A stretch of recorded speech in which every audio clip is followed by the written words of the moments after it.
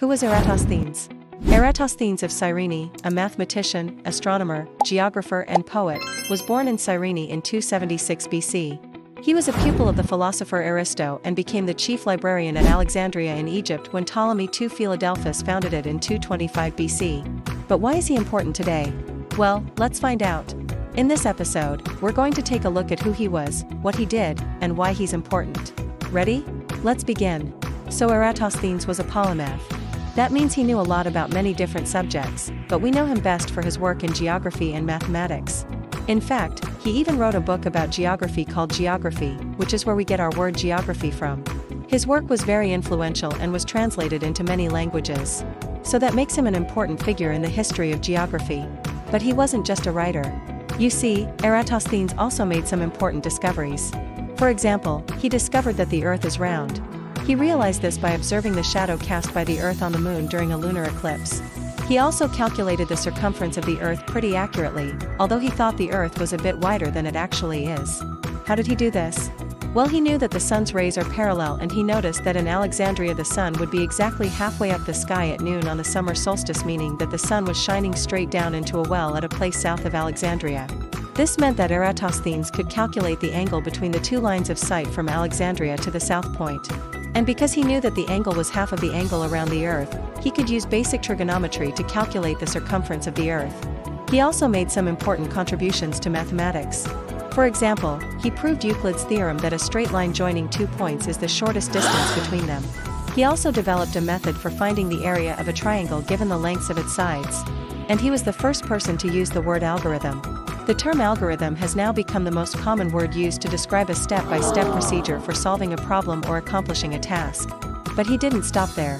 Eratosthenes was also a prolific writer, and he wrote on a wide variety of topics. He wrote poetry, plays and even a novel. But it's his scientific work that has had the most lasting impact.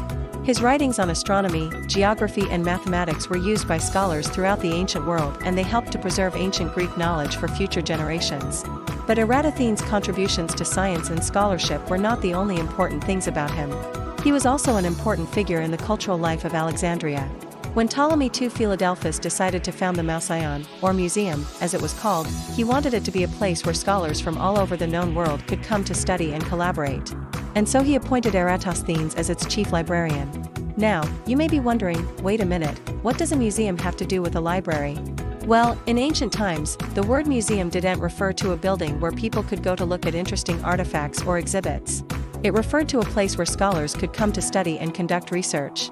The word library is actually a translation of the Greek word bibliothek, which simply means house of books. So the Mouseion was really more like a research institute than a museum. And the chief librarian was essentially the director of the institution. As chief librarian, Eratosthenes was responsible for overseeing the acquisition and cataloging of the books in the library's collection. He also organized and directed the work of the scribes who copied manuscripts. And he was in charge of making sure that the scholars who lived and worked at the Mouseion had the resources they needed to do their research. Under Eratosthenes' leadership, the library at Alexandria grew to become one of the largest and most comprehensive collections of books in the ancient world. In fact, it was said to contain works of literature from all over the known world, including Egypt, Greece, Persia, and India. The library was also a center of intellectual activity. Scholars from all over the known world came to Alexandria to study and collaborate with their peers. They discussed new discoveries and ideas and debated the latest philosophical trends. One of the most famous scholars who worked at the library was Archimedes, the great mathematician and inventor. He spent several years in Alexandria working on his own research and collaborating with other scholars. But sadly, the library at Alexandria was not destined to last. In the 4th century AD, it was destroyed by a fire that also destroyed much of the city. Most of the books in the library were lost, but a few survived. And those that survived provide us with an invaluable glimpse into the work of Eratosthenes and the other scholars who worked at the Mouseion. So Eratosthenes, the man who showed us that the world is round and helped us to understand our place in the universe, died around 195 BC. His contributions to science and scholarship helped to shape the course of human history, and his legacy continues to inspire scholars and scientists today. And while the library at Alexandria was eventually lost, the knowledge that it contained lives on in the works of the scholars who studied and worked there, including Eratosthenes himself. If you liked this video, check out these other videos in the series. We have done similar videos on Archimedes and Euclid. And if you enjoyed this video and want to help us keep this series going, please consider becoming a patron through the link in the description below. Hey, thanks for watching.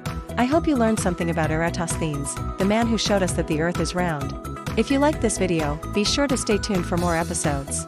And if you'd like to support the series, go to the link in the description. Thanks for watching. See you next time.